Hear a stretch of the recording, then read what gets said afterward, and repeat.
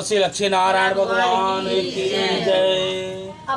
श्रीमन नारायण नारायण नारायण लक्ष्मी नारायण नारायण नारायण लक्ष्मी नारायण लक्ष्मी नारायण नारायण नारायण। श्री लक्ष्मी नारायण भगवान की जय। कार्तिक महत्तम 4वां अध्याय। श्री नारद जी बोले, ऐसा कहा करके विष्णु भगवान मत्स्य रूप धारण कर कश्यप की अंजलि में प्राप्त हुए। उस मछली पर दया करके मुनि ने उनको कमंडल में डाल दिया। जब वह उसमें न समाई तब वह कुएं में डाल दिया।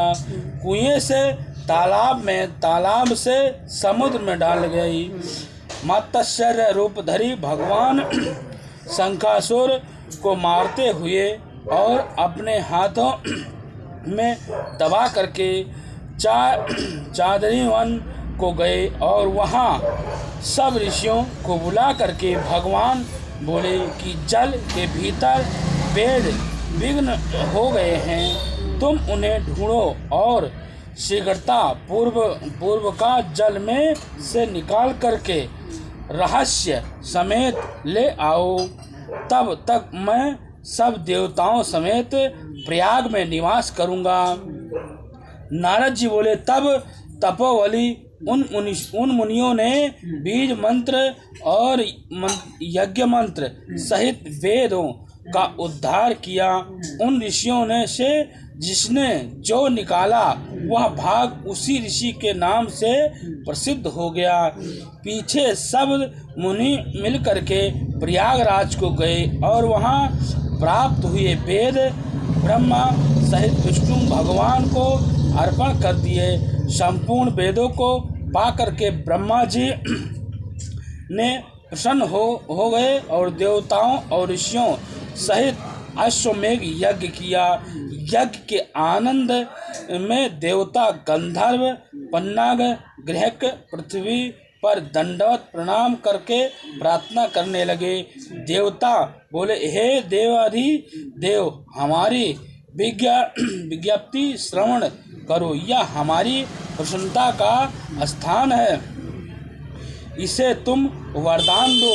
हे रामापते, इन ब्रह्मा जी ने इस स्थान को नष्ट होने हुए वेद फिर पाए हैं और हमने यज्ञ भाग प्राप्त किए हैं। इसलिए आपके प्रसाद से यह स्थान पृथ्वी में अत्यंत श्रेष्ठ हो गया है, पुण्य देने वाला हो गया है और यह महीना भी ब्रह्म हत्या आदि को दूर कर अक्षय फल देने वाला हो गया है। श्री विष्णु भगवान बोले, हे देवताओं, जो बात तुमने कही है यही मुझे बहुत ही अभिष्ट है, सो ऐसा ही होगा। यह ब्रह्मक्षेम नाम से सबको सुलभ होगा। सूर्यवंशी राजा भागीरथ यहाँ गंगा जी को लेकर आवेंगे और इस जगह पर सूर्य की पुत्री यमुना जी का संगम होगा।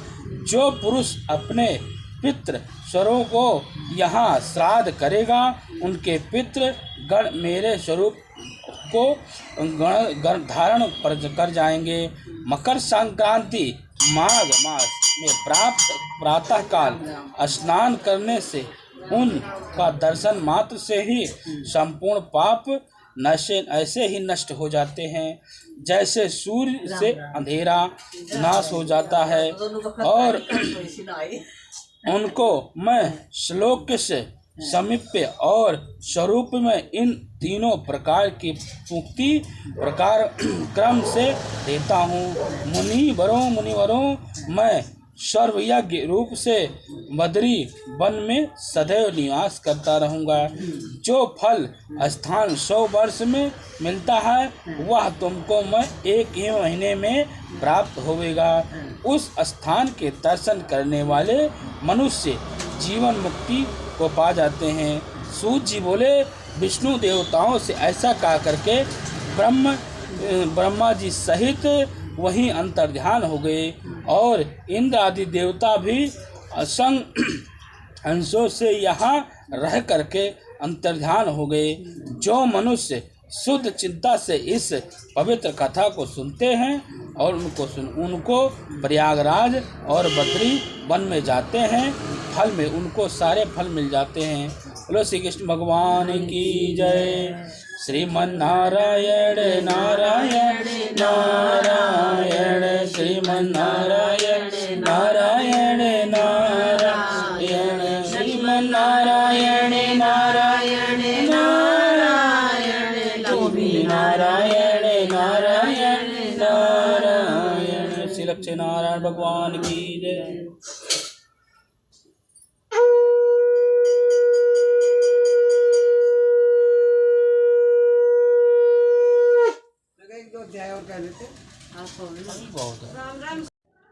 हेलो श्री कृष्ण भगवान की जय, गणेश भगवान की जय।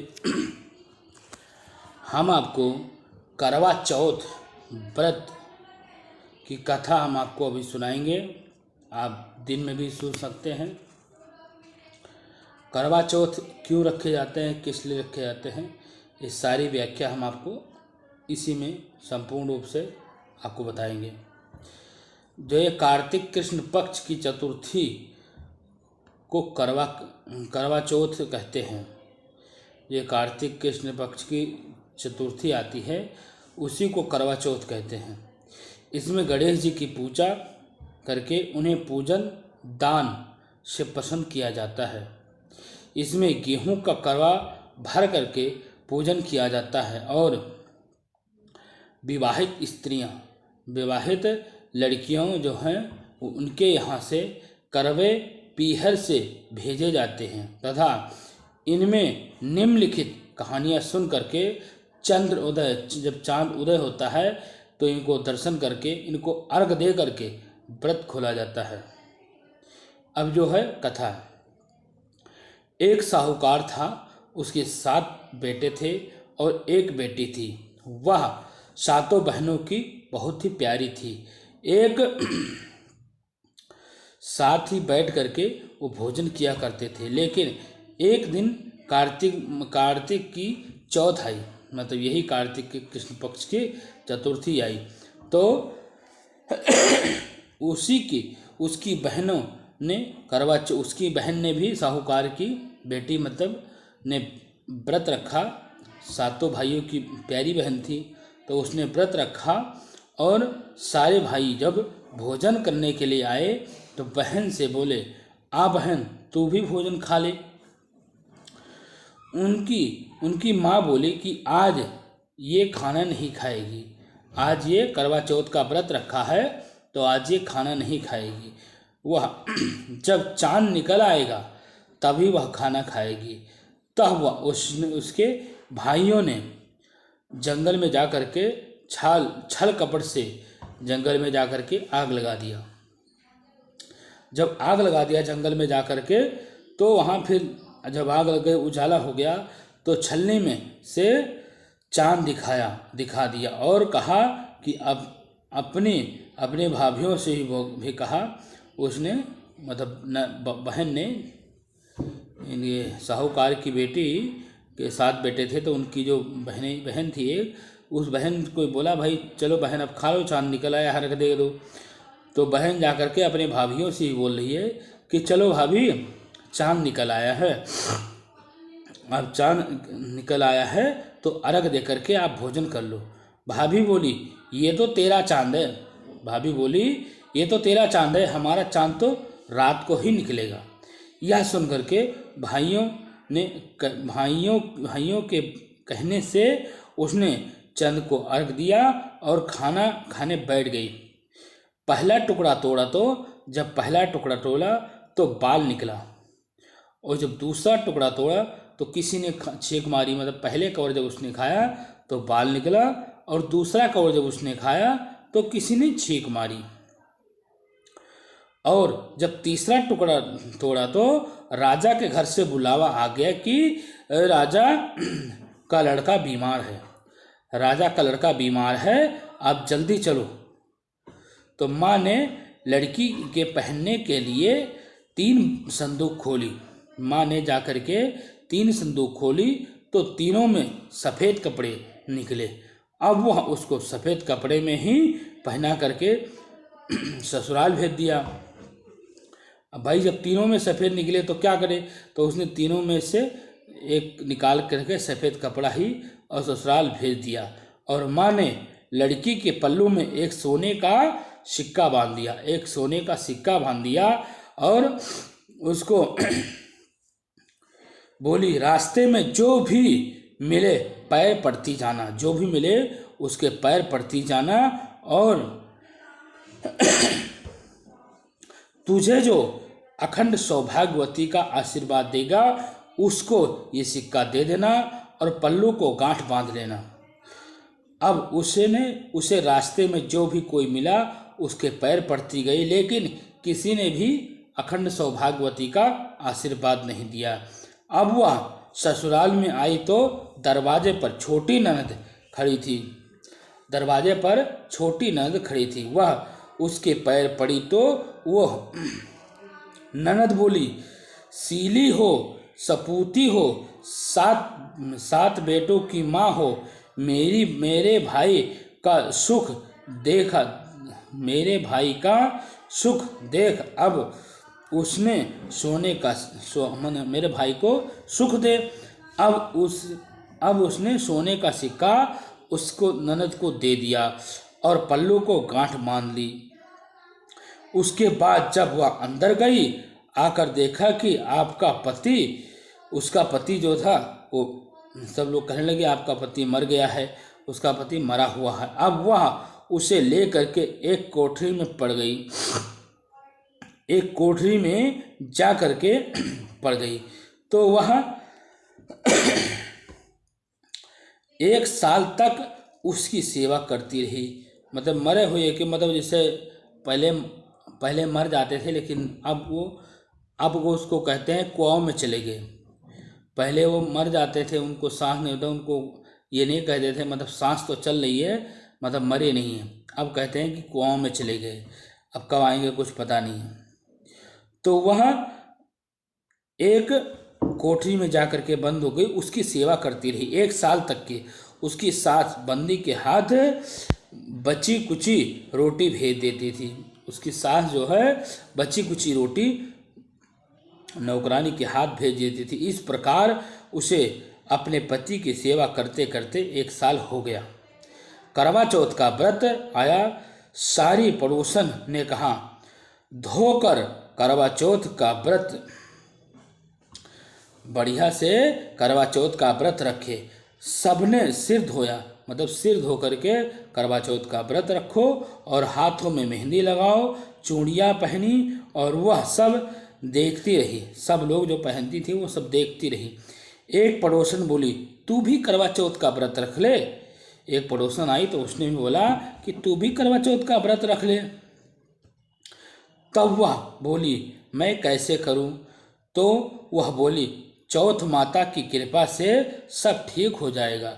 चौथ माता की कृपा से सब ठीक हो जाएगा। उसके कहने से उसने ये करवे वाली मेरे को भी करवे दे। उसने बोला, ये करवे वाली मेरे को भी करवे दे। और वो बोली वह कहने लगी, मेरी दूसरी बहन आएगी, वो तेरे को करवे देगी। दूसरी बहन आई तो उसने बोला, करवे वाली करवे दे। बहनों की प्यारी बहन, भाइयों की प्यारी बहन करवे लो, ये करवे वाली मेरी को भी करवे दे। तो वह बोली, मेरी तीसरी बहन आएगी तो तेरे को करवे देगी। इस तरह 5वीं बहन आ करके चली गई, किसी ने भी उसे करवे नहीं दिया। फिर 6ठी बहन आई और बोली, मेरी 7वीं बहन आएगी, तुम्हें उससे करवे दे देगी, वो तुम्हें करवे दे देगी। बस तू सारे रास्ते में कांटे बिछा करके रख देना, सारे रास्ते में कांटे बिछा देना। और तब वह जब कांटे बिछा दिया सारे रास्ते में, तो जब वह खूब चिल्लाती हुई आई तो उसके पैरों में कांटे चुभ गए। कांटे जब उसके पैरों में चुभ गए तब वह सुई लेकर के बैठ जाना, तब तुम सुई लेकर के बैठ जाना और उसके कांटे पैर से निकाल देना, और उसका पैर मत छोड़ना, उसके कांटे निकाल करके उसका पैर मत छोड़ना। वह तेरे को आशीर्वाद देगी। भाई जियो, साईं जियो। जब वह तुझे आशीर्वाद देगी तो तुम उससे करवे मांग लेना, तब वह तुझे करवे देगी। फिर तू उजमन करना, जिसमें तेरा पति अच्छा हो जाएगा।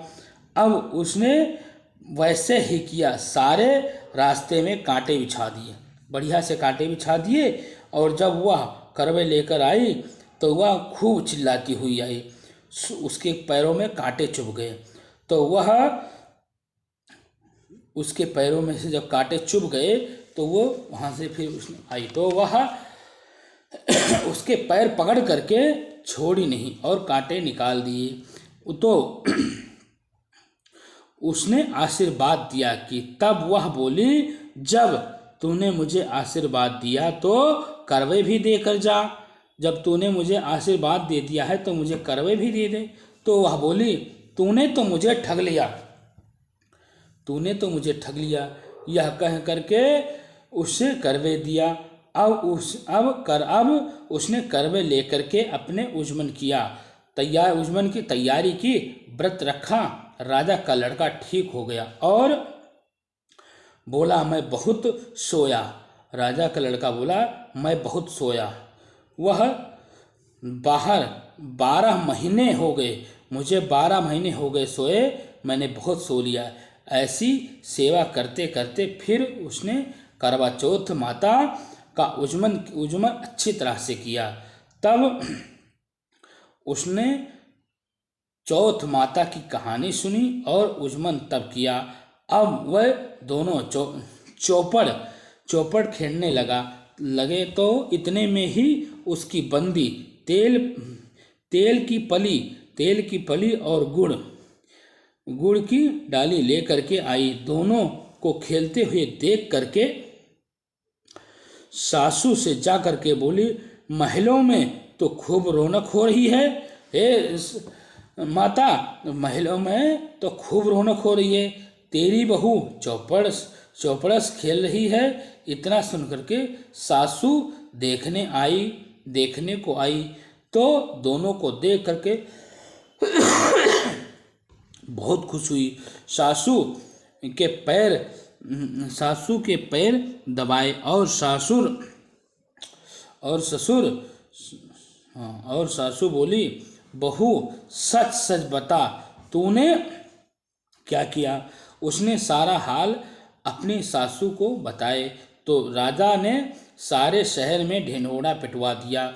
अपने पति की जीवन रक्षा के लिए सब बहनों को करवा चौथ का व्रत रखने चाहिए और पहले करवे को अपने पीहर से जा करके उजमन करें और फिर चौथ माता जैसा राजा के लड़के को जीवन दान दिया वैसे ही सब किसी को देना और कहते सुनते समय कटोरी में चावल में चंदन और अर्घ देते समय ऐसा 7 बार बोलें। ऐसा 7 बार क्या बोलें? चंद ये चंद वलिया चंद आया चंद बार में उठा सुहागन आर्ग दे मैं बैठी थी बाट में कहे का तेरा कंडल कहे का तेरा हार सोने का मेरा कंडल जगमोतियाँ का हार कहाँ बसे तेरा पेवड़ कहाँ बसे ससुराल आम ताले मेरा पेवड़ नील तले ससुराल चंदहा। ऐसा कह के और अर्घ देना। बोलो गणेश भगवान की जय। तो करवा चौथ का व्रत ऐसे ही रखना है। तो आप लोग सब लोग हमारे करवा चौथ के व्रत की कहानी सुने और पूरा सुने। जय श्री गणेश भगवान की जय हो। जय गणेश भगवान। सब लोग खुश रहें। जय गणेश भगवान।